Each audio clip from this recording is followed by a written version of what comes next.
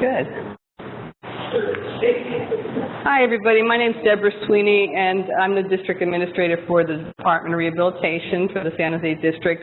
And we do serve the San Jose area, but it's from Palo Alto all the way down to San Luis Obispo.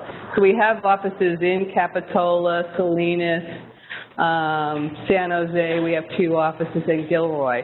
And so there is a handout over there that has our addresses and also information about our department and the website. So I've worked for the Department of Rehabilitation for 28 years. I'm very happy to work for this organization because of its mission and what we do to help people with disabilities to go to work. I was also a consumer of the department over 35 years ago, so it has really had a lasting and changing and significant impact on my own life. So I really believe in what we do and want you to know that the people that do work for the department really care greatly about what we're doing and really want to serve folks. So we do go out and do these kinds of presentations all over our area, and so we're just glad to be here. So I wanted Linda to introduce herself. Here you go. Good evening, everybody. I am Linda Labit. I work with Deb Sweeney. I work in the San Jose District office. It's a pleasure to be here this evening. Many of us, I think in this room, know of Sam's Barbecue. And honestly, this is a great community center. I'm glad to have the chance to at least see some of the services here myself. So we're happy to be here and hope that some of the things we say may prompt some questions you have, and we can always answer more questions. Nice to be here. So I'm going to kind of multitask here and see how this works. And here we go. Good. So today we're just going to do the overview of what our services are, how to access services so that way you can be really successful with working with the Department of Rehabilitation, and then what a consumer can do to really use all the services that we have available for you. So our mission is to help people with disabilities to go to work, basically, but we really work in terms of the mission when we're talking about employment, we're talking about independent living, and we're talking about equality. So the foundation of our program is the disability rights movement and really helping people to not just become employed, but to really understand who they are, be a part of the community, and really have the ability to be equal with everybody else. And here are the goals that we work under. So to increase quality and quantity of employment outcomes for our consumers. We want to really serve the underserved populations. So we're really outreaching to people that are deaf and hard of hearing, spinal cord injured people that have traumatic brain injuries, and minority populations. So we really want to make sure we're serving all Californians with disabilities. And goal number 2 is to advance accessibility and equality and to improve employment outcomes for people. So we really spend a lot of time going out and talking to employers and people, parents, groups, other kinds of organizations to really get folks to understand what we're talking about when it comes to disability equality and accessibility, the Americans with Disabilities Act, FEHA, and other laws that protect people with disabilities. And then goal number 3 is to continuously improve the service and system that we work under. So we're always having focus groups and we're having public forums. We're trying to always stay in touch with the consumers that we work with and stakeholders and disability rights organizations. So we care about who we serve and we want to get the input from people to improve what we do. So the Department of Rehab in the state of California is funded federally, so from the Rehab Services Administration, and then the money gets passed through to the state of California. So 80% of our funds are federally funded, and then 20% come from the state of California. We are the largest vocational rehabilitation program in the world, actually. There's a lot of time and money and personnel that goes into this program. We do have 80 locations, so, if somebody's going through rehab here at Valley Medical Center, when we work with them, we may open their case up locally, but they may be going back to Modesto or some other place in the state of California. So it's easy to access our services around the state of California. And again, we're here to help people with a full range of disabilities. So we're not just serving one group of people, we're serving people with coming out of high school, for example. Somebody has a learning disability or autism or other kinds of disabilities. So the question usually is, when do you start serving people and when do you stop? Usually from the age of 16 up until someone's a senior citizen. So anybody that wants to work comes to us, hopefully. Here's a picture of our director, Joe Xavier, and he's an individual also as a consumer of the department, and I think about 40% of our staff are people with disabilities. Again, the disability rights model is, independent living, being really empowered about who you are. People with disabilities should be proud of who they are and what they can offer the world. We want people to have full partnership in terms of decision making. We have a value in terms of informed choice, making sure people understand the range of choices they have when they're making decisions and how to access that decision making. Each of our vocational programs is individualized, so we really look at what somebody's strengths are, what their abilities are, what they can do, and we create an employment plan basically based on somebody's strengths. Hopefully you're going to be fully integrated in society when you're done. Also fostering independence and self-sufficiency is part of the disability rights model.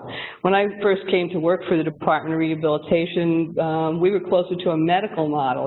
We really looked at somebody's limitations and that kind of thing. And as the disability rights model has changed over time and people have become more aware of disability rights, people have really focused on the fact that people with disabilities really can do anything given the technology and the advances that we have in society today.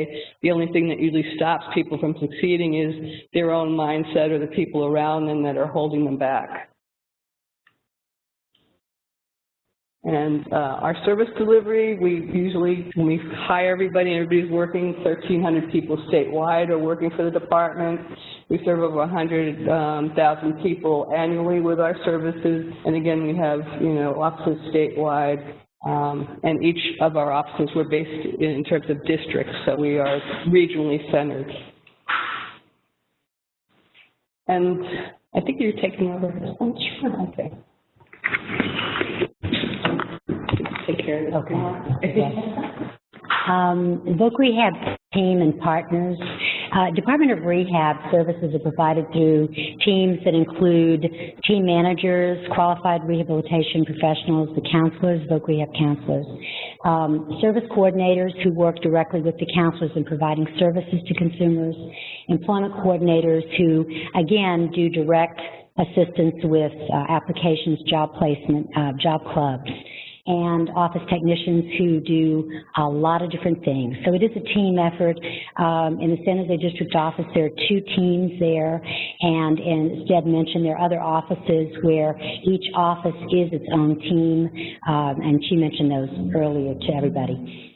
Department of Rehab uses approved service providers out in the community to assist with vocational rehab services, such as assessment services, training services, and employment services. Eligibility. How can you be eligible to work with Department of Rehab? By the way, I'd like to say hello to the folks who came in a little bit later. My name is Linda. This is Deb Sweeney. We work at Department of Rehab. Vocational Rehab program is not an entitlement program at all. It's an individualized decision. If you want to go to work, you need employment services and assistance, Voc Rehab is there for you to come in the door, and we're there to work with you. Department of Rehab provides services to people who meet eligibility requirements and they have most significant disabilities. And consumers must be able to benefit from services to become competitively employed in an integrated work setting. This, for some people, this works. As opposed to a lot of words, you see a nice flow charting look here. You can see it for yourself. I'll go briefly through some of this. And like I mentioned earlier, any questions later, you can certainly contact us because we're meeting you tonight. But to not be too confusing, you start, of course, as an applicant, which you see over there on the left. And then you follow the arrows for intake, eligibility determination, that there is a significant disability, that you want to get a job. You follow the arrow here for individualized plan for employment development, which you work directly with your counselor to talk about that and to figure out what that needs to be for you. It's really individualized that way. Go on up here to job development and placement, which of course is a critical part of this. Job coaching can be, for some people, a really important part of this. A job coach is someone who could be to help out in the work environment as you start a new job. And again, that goes from person to person, is different, depending on the job and what you're trying to do and what the learning skill level is and those kinds of things. You follow the arrow here, monitoring, stabilization, transition to start. That kind of goes into another area of, to the individual, what are the needs for you if you come to Department of Rehab. So, meaning monitoring of the job. Once you get a job, you're not just out there by yourself. There's direct contact you have with your counselor. Sometimes it can be with the employment coordinator who may have directly been involved in working with you. So that's what that's talking about. SARC is San Andreas Regional Center, in case you have a question about what that is. That's not really pertinent totally to what we're talking about here, but in case you didn't know, that's what SARC stands for here. And you follow it on down to employed and stabilized. That means you're rehabilitated, and that's what the word rehabilitation means in the context of what we're talking about here. A little bit of an overview of services. Services are tailored to each person individually. I've mentioned that a few times. It's very important. Vocational Rehabilitation Team, which you heard me talk about a few minutes ago, works closely with each job seeker to establish the best combination of services. You really don't need people to remind us all that we're all different about not only what we're trying to do, but what may present as particular problems.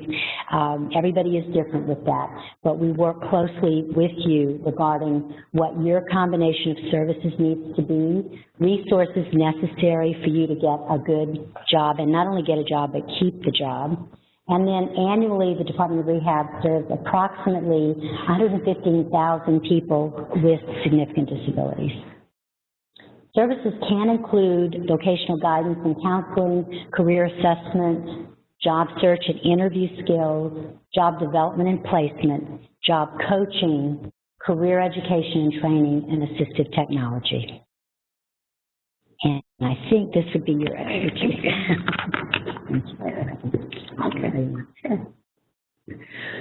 So we don't do anything in isolation. We try to work with other community providers when we're providing services. So our partnerships are really important to us because we do have providers in the community that have expertise and have the ability to assist us. So we do provide direct services, so assessments we can do internally. We can also send people out to assessments. So, for example, Services for Brain Injury is one program. We may send somebody out for an assessment, or Expandability, and they can do situational assessments and work adjustment and other kinds of things. So if we're, say, somebody is saying they really don't understand, what they're going to be able to do in terms of employment, then an assessment will help them in terms of gathering the kinds of information they may need to find out what their strengths and abilities are and their interests in terms of an employment goal. And then we do the soft skills workshops, the job club, job development and placement services internally. We also have vendors outside the department that do that with us. We also contract with the other community providers, and we have something called cooperative programs. So we have high school transition programs, we have junior college programs, adult education programs, county mental health programs, and even four-year college programs. And what we do is we contract with these programs, and they create employment services and other kinds of services based on the contracts that we form with them. So that's something that we have a lot of success with. And one example of that is at San Jose State, we have a Workability 4 program. And so we have a lot of students that, go to school there, they get the training they need, and they get the skills and ability to get a job, and the services on campus that are exclusive to our population through the contract. So it's really helpful. Okay, so how to make the best of the services. So, if you want to be a successful consumer and work with the Department of Rehabilitation, really being a full and active partner, really getting, involved with the counselor in terms of what you want to do and be able to share, openly. And our counselors, when we talk about qualified rehab professionals, they have master's degrees, kind of like, if you worked in, with other people in, say, the hospital setting, they have masters in social work and occupational therapy. Our counselors have equivalent kinds of degrees, but their focus is vocational rehabilitation. So they have a specialized degree that is about working with people with disabilities and figuring out in terms of career guidance and placement, those kinds of services. Following through with appointments and activities is really important. Collaborating with the team and working together to create the employment plan. Being open and asking for things that will help you out. So don't be shy. When you need something, let us know so we can help you out. We help people with a lot of different kinds of services. So assistive technology, books and supplies, training. What it takes to get through that program we can help you with. And then where we're located, we do have an office in downtown San Jose and also on the east side in terms of San Jose. And then again, I did leave a flyer here that's got phone numbers and addresses for you. And if you're from out of the area, www.dor.ca.gov is the website. So that's listed on that flyer too. And then you can find out the addresses of everyone in the state of California, phone numbers, as well as the state application. So, if you want to apply for services, you can do that online as well. Okay? I want to talk a little bit about, what we do with employers, because I think that's a, important piece. We help in terms of getting people to work. We're very serious about making sure our consumers have the skill set that employers want. And employers, they just did a big, research study on what employers need. And one of the things that they're really seeing across the board with everyone applying for jobs is really people are lacking the skill set and the soft skills they need. And soft skills are, how do you get along with people at work? How do you get to work on time? How do you, show initiative? And doing things, being motivated to succeed on the job.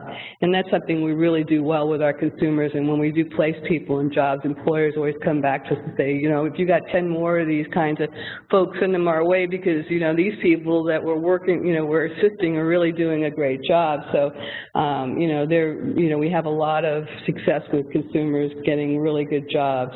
We do help with work opportunity tax credits through the EDD. We have something called on-the-job training, so if somebody's having a hard time getting a job, we can assist with training on the job, and that helps a lot. And then we have post-employment services for consumers. We do have a lot of initiatives that I think you need to know about. One program that we started locally, got a lot of press, Wall Street Journal and other, ABC News. I mean, a lot of people really got involved in this, and that's the SAP program, and that's the Autism at Work program that we started locally, and we're starting another cohort next week with them, and we have 24 openings that we're filling at this point. So we're getting people very high-level jobs with that company. Microsoft is also working with us. We have Cisco working with us. They're very interested in starting a virtual employment employment program with us. There's lots of different things going on. And, where that is coming from is a lot of people have children with disabilities. They have their own personal experiences with disabilities and working in high-tech companies and other companies, and they really want to create these programs. So, we're seeing a real good future, I think, for what we're doing with employers. So I think it's a really neat situation. Is that it? Yeah. Okay. And then again, that's the website. So we're here to answer any questions you have. Anybody have? Yeah.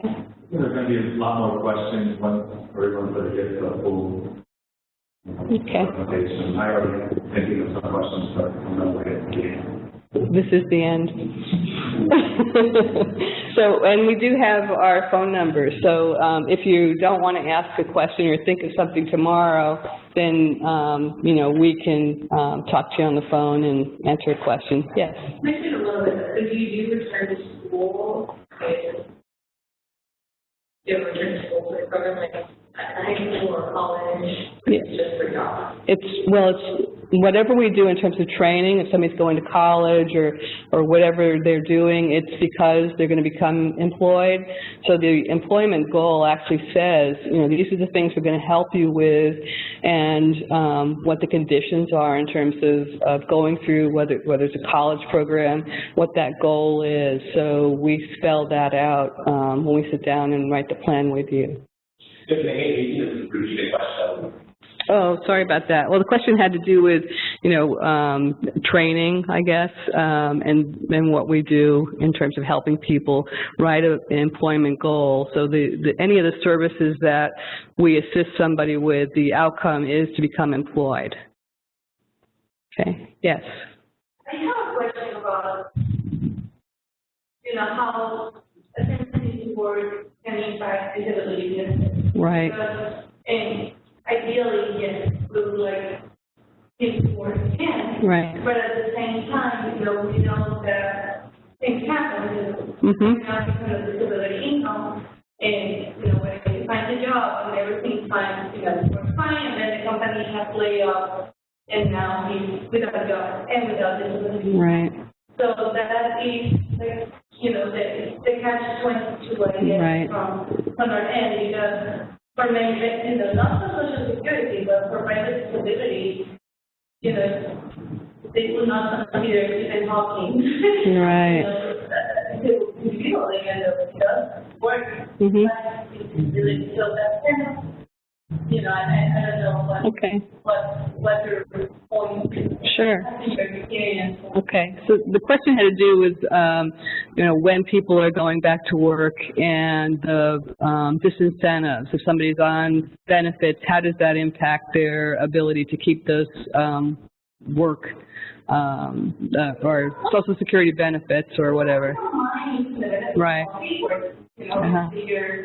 But they say, you know, you feel that it's a lot of training or where the company does pay off. Right. You have a hard time job. Yeah. Then you are with a disability benefits either. Right, exactly. So I think, you know, the changes that have occurred in benefits, we do a lot of benefits counseling at Department of Rehabilitation. We have somebody called a work incentive counselor that comes into the office and helps with those services.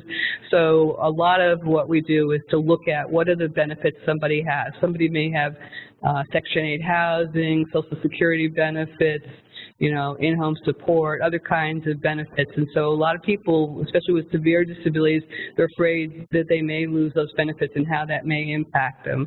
And so we do an analysis of that, and a good website and good resource in terms of getting information about that is the World Institute on Disability.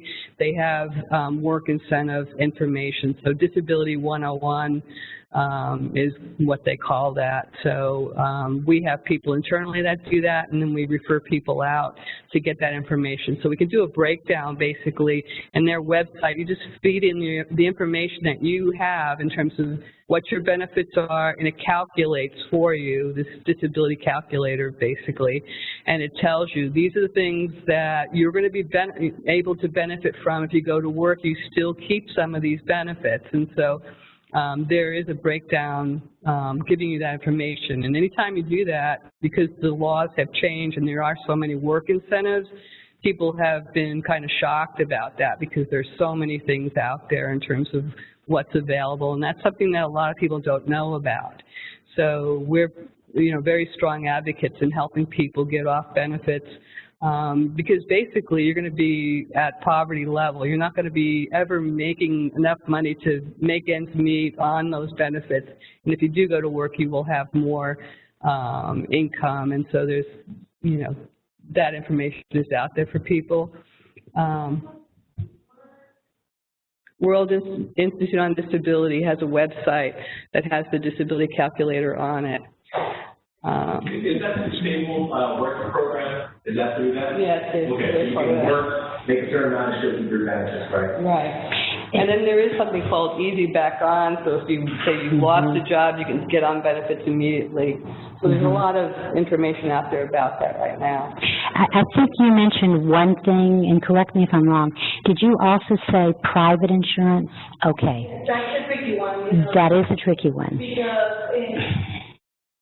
Because we have a visa policy with these employers, so that creates a can of worms. It does. Yeah. So, that's the part that we're, we don't really. Right.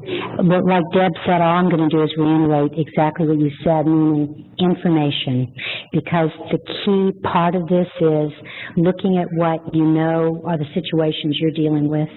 Make sure you have the correct information, like we were talking about, and Deb said Disability Benefits 101. That doesn't pertain to private insurance information, that pertains to Social Security and that kind of thing. But as long as you get your information straight, you'll have a really clear idea of what's going to work best. So, and the person at the World Institute on Disability that I think would help in your particular situation, his name's Brian McDonald. So he's an expert on all of those benefits, and he's a national advocate. So he could tell you specifically, what are the things you need to consider and what to do. Yes?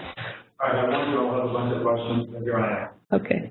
I have some specific examples, and I'm going to see what have responses I'll give to. I volunteer at Valley Medical, and oftentimes we get laborers who have had accidents, and they're basically don't have their skills, they're not having education, and they become disabled.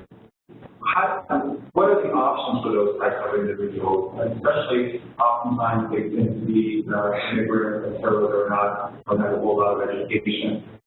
What can we tell them? Are they still need to, make a living and provide for them? Can you tell them in terms of specific examples of that you can think of where the DOR has helped those types of individuals get back into the working market? Okay, so the question had to do with immigrants and people that are maybe injured on the job and they have to work, and how do they kind of make everything work? Exactly, yeah. So we do have a counselor, Chris Longoria is his name, and he's in the Gilroy office, but he works out of San Jose and works with migrant and seasonal farm workers, and so that's a big part of who he works with.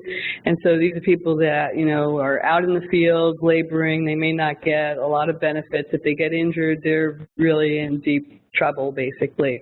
So he's been very successful working with that population. People have to be available, though, to participate. So if we're going to send them through a training program or something like that, then they have to be available for retraining. We don't pay for someone in terms of an income or a subsidy while they're going through training. So they need to have some source of income, Social Security benefits or something like that. But there's no cost for our services. Usually we, only will have the need for specific kinds of things that may be high cost or something.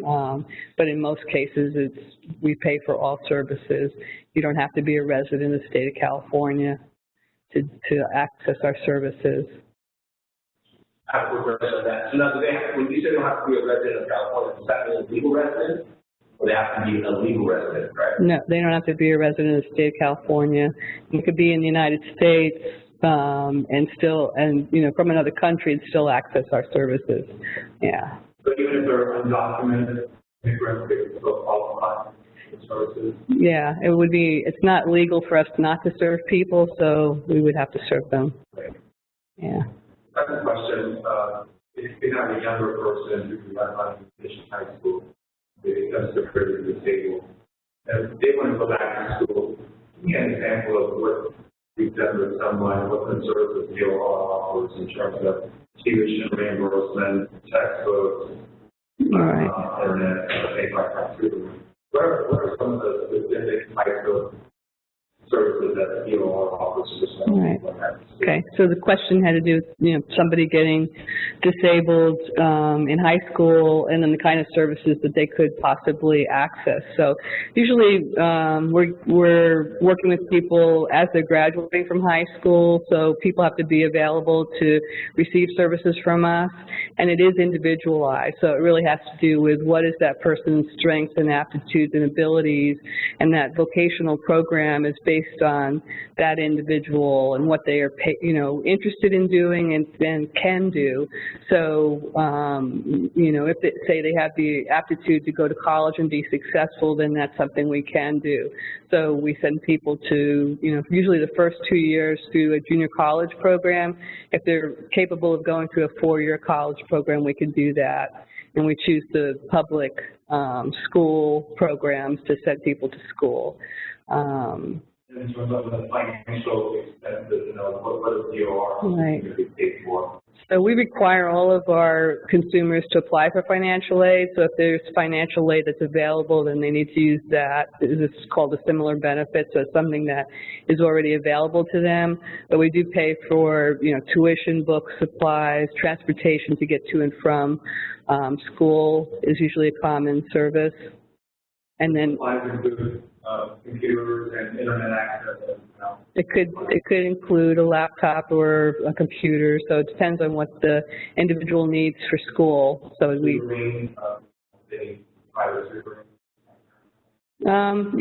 when it comes to school, they need to have, if they're at a public school, maybe disabled students will have support services, interpreters, other kinds of things on campus, learning labs, that kind of thing. So yeah, go ahead. And what does the DOR expect from that individual in return? What are the expectations? So usually when we write our vocational plan, we'll say in the plan that after each semester, you have to pass all your classes and you give us a transcript of, what you've done. We put an educational plan together so that, say you're going to become a teacher or something like that, we have an outline what classes you would be taking, the sequence of those classes, and how you need to pass, a certain amount of classes each semester to reach that goal. However, the student falls off the record. Yeah, well, there's, something called timely progress. So we kind of look at, what's going on with that individual, and if they have a medical problem, was there a reason why they had an issue, and try to intervene and help. If somebody is, going to school and they're starting to have a lot of difficulty, then we may have to revise the plan and look at a goal that may be more attainable for them. But, we try to stick it out with them and see what we can do to make sure they get through their program. So once they get those degrees, then because DOR continues sort of existing financial career, job. That's the goal. Yes. Okay, so the question had to do with if somebody finishes their degree, then we assist them with getting a job in the career goal that they're looking at. And does that include the governmental, the DOR sort of dive into the whole governmental jobs? Sure. The question. How does DOR help with clients? Sure. So. Right. Good. So the question had to do with government jobs. We do help people with, State of California has a program called LEAP, which is the Limited Examination Appointment Program. So helping people get into state service is a priority, or with federal employment, and that's Schedule A, and so helping people get into federal jobs. But we've had a lot of success locally with just private, employers. So a lot of people are choosing to go to work locally, and I think that's the bulk of our hires, basically. So, yes, sir? It's a nice segue to this question. Did you know, at the state level or in your district, what's the average amount of time, like on a flow chart, when someone comes in to when they start their first job? Okay.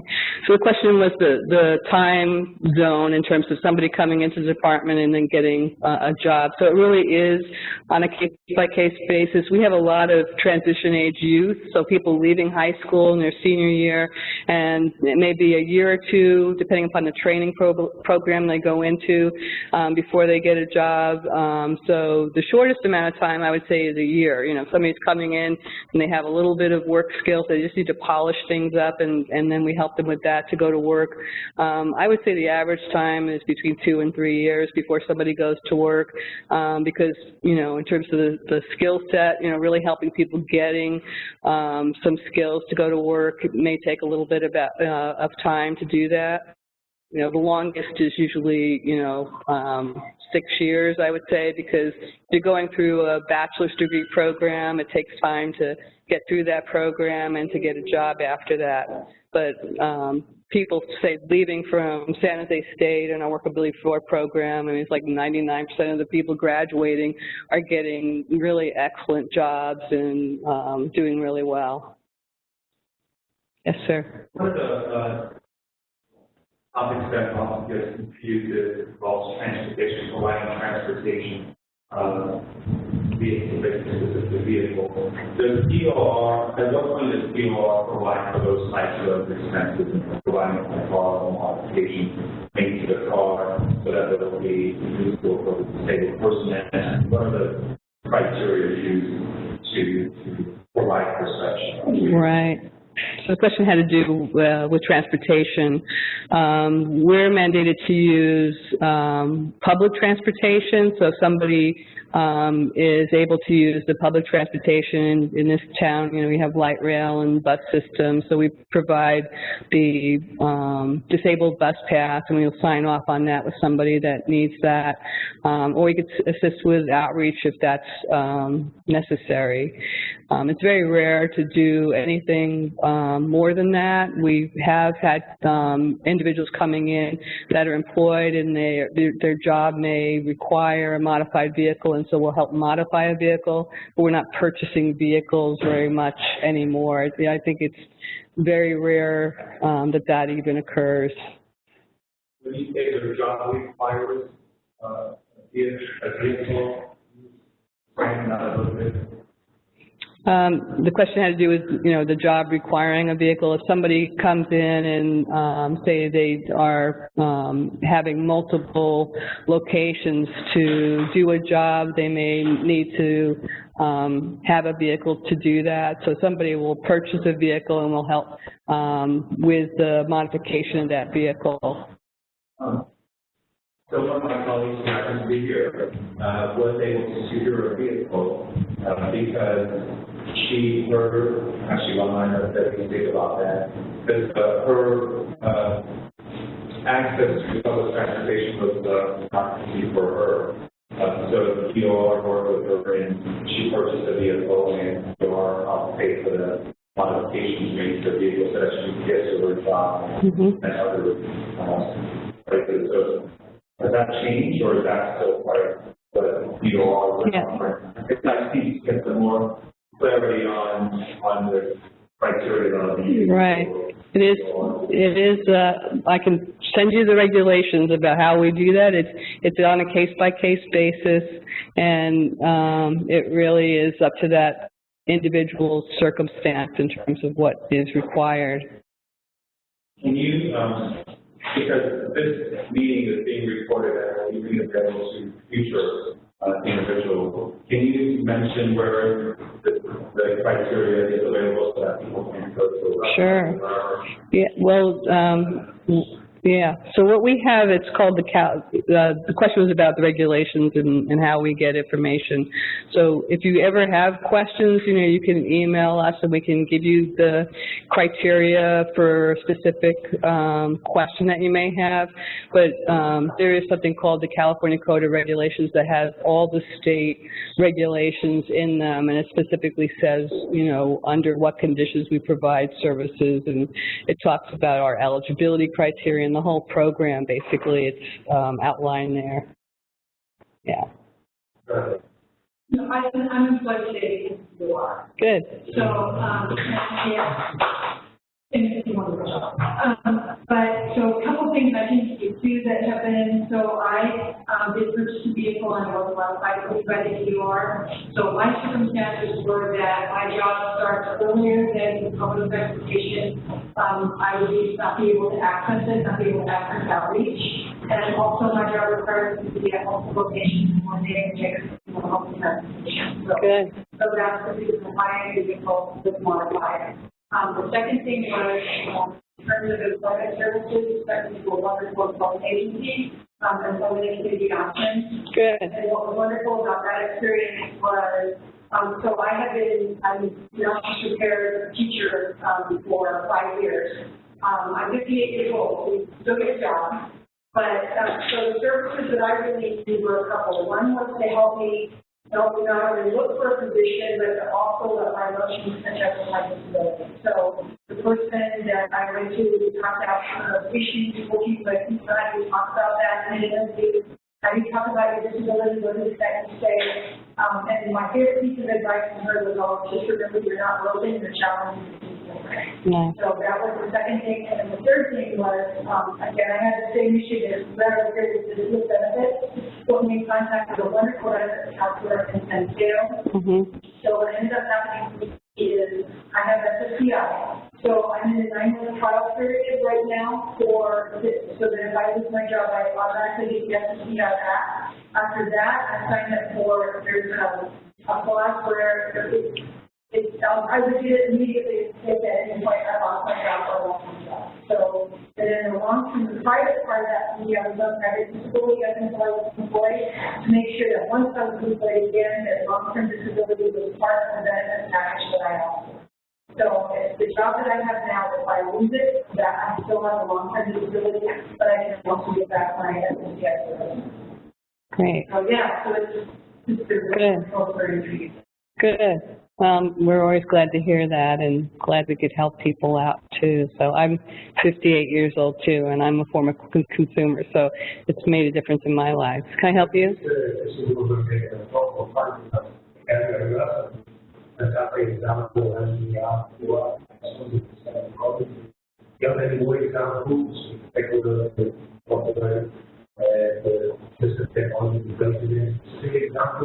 Of people with spinal injury that people have Oh gosh, there's so many stories. Yeah, here we go. Really exciting. Good. We just got to repeat a comment real briefly.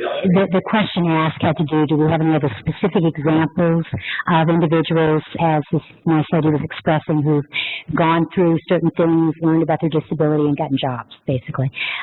There's a wonderful young man who had just graduated from high school, had a sporting accident, he's quadriplegic, had not planned to go to college, but you know your life changes, and then he had to really assess what he wanted to do. So as we're talking today, this young man has not only done all of the hard work, because no matter what services are provided, it's up to the individual to follow through, to talk to people, and to walk the walk, basically. And he's done all of that.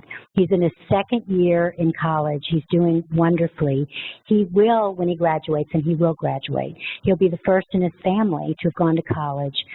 He has an extremely exciting future ahead, and from the first day we met him to now, his whole way of outlook on his life, his career, his prospects, and also meeting new people, because we all understand that when you're out there and involved in doing things, one of the best parts of that is you are involved and you're meeting people. So he was the first person I thought about. There are many over the years. I've been around 17 years doing this. You've been around much longer. So it really goes back to what we've said several times. It's an individualized service. There's no one who's going to do the exact same things because we're all different. And in his particular case, I'll end off to say he has a wonderful supportive family. Most of us need some support system. Some people have more than others, but he has a really supportive family who has been there to do their part. And so it's really made a difference in his life and in the lives of the people around him, too. When he came in the first day, his sister came with him, and I have to be honest to say she was more, I'll say, down than he was, honestly. And she has really accepted all of the good things that are going on, and it makes a difference for his family and the people that care about him too. So there are many other examples, but that's just right now happening in the life of this one young man who has used everything at his disposal. I mean, he's followed up and he's done it, and he's doing a great job. Yes. First of all, really appreciate you because I have no idea how much we talk about EOR and the wonderful benefits and services that it offers. Just like with any public or private entity, there's always going to be those when people get bad information. Debbie here, as she was going through the process of applying for the benefits that was allowed EOR to help her with modifying her vehicle, she got a lot of people that said, oh no, we don't offer that. And when in fact she knew that EOR offered that. So my question to you is, and this happens with every private or public, if someone asks for a certain type of benefit and they immediately get, no, we don't offer that, what's your experience? I mean, what is the best way of making sure that is in fact the final answer that person is not being misinformed or poor information like Debbie did? Because if Debbie hadn't persevered, she would have just taken that extra, gone about her business, but she didn't believe in that, and she kind of moved up the food chain. Right. She got the person that said, oh yeah, we do offer that. Right. So the question has to do with what do you do if you feel like you're not getting the right answers. I'm the district administrator, and usually the buck stops here, but it starts with the counselor and having a really good relationship with the counselor, sharing, and talking and, having a real good kind of communication with that person really helps, being able to question, but question in a way that is appropriate. People want to answer your questions and they want to know, what your needs are, and we're here to serve. We're public servants and we care about the consumers and what we're delivering, so we take pride in that. So we want to be able to provide whatever those services are that you need.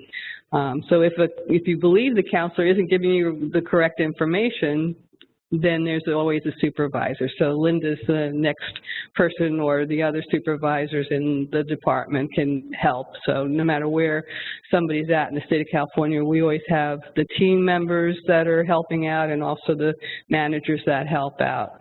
And there's something in terms of your rights and remedies. When you apply for services, you get a client information handbook, and it outlines all your rights and remedies, what you can do if you have a question that you feel like you're not getting the right answer, what you can, we have a consumer section in central office that is, there's a phone number and a website basically that you can ask for information from them. We have Disability Rights of California, which is an advocacy program that is a client advocate program that we work with, so they can help you with those kinds of questions.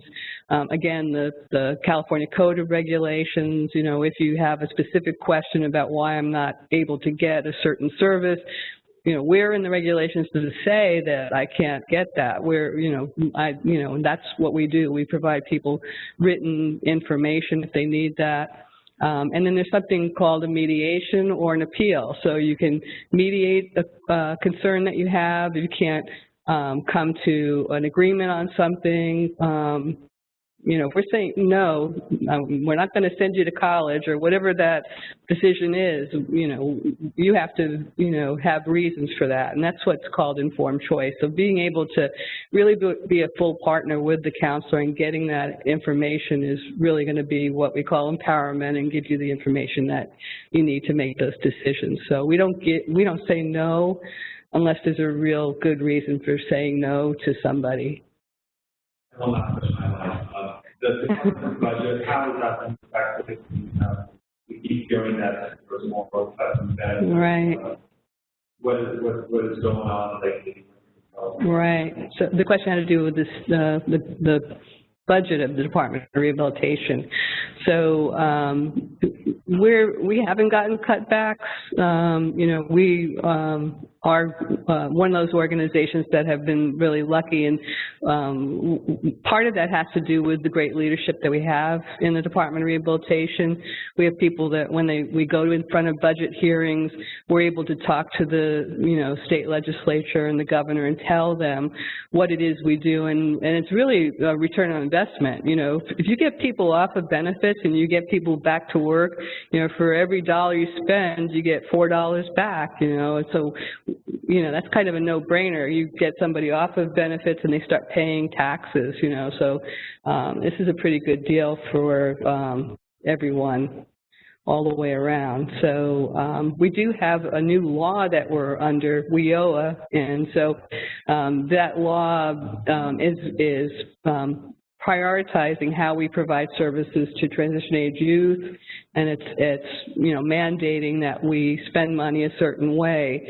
So our commitment to the state of California is to do what we do, you know, to be able to still serve everybody in the state with disabilities. And the good thing I think about this law is that it does get the rehab counselors focusing on people with severe disabilities leaving the high schools so that they get into employment that's really meaningful, and they don't spend a lot of their life, you know, trying to figure out what they're going to do and not go to college and do the things that, you know, may prevent them from really having the independence that they could have. So I think it's a really good law. I believe you were your biggest advocate. Good, good. I really appreciate it, and I know Linda does too, being here and, you know, being able to talk to you folks. So thanks very much.